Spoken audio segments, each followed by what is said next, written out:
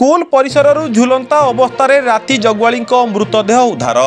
कटक जिला चौद्वार थाना अंतर्गत एवं पीएम हाईस्कूल परिसर रे थिबा कर्मचारी क्वार्टर भितर राति जगुआली मृतदेह उद्धार होईची।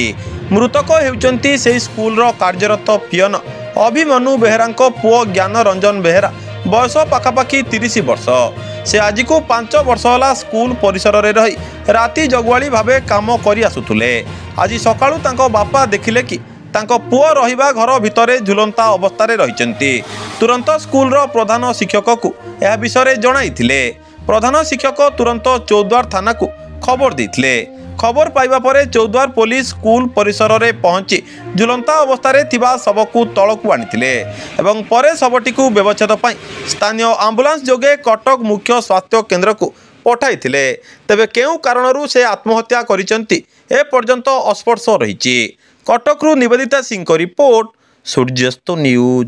नहीं सी तो आमर टेम्परारी आमर जो ग्रुप थिला एसएस ग्रुप ताको सरकार तरफ आउटसोर्सिंग से देइतिला हमक अपॉइंटमेंट ताको आमे ताको रखिथिलु एवं से बहुत भलो पिला से हठात कि एमतिया काम करे हम पई सेटा गोटा दुख। आमे जानिनु भी से एमती करदो बोली करी से काली संध्या 6टा भीतर भी काम सारी कि हम स्कूल रो घरे थिला राति रे घरे खाइची एवं तापरे करिची से विषय तो हम एतिकी जानिची।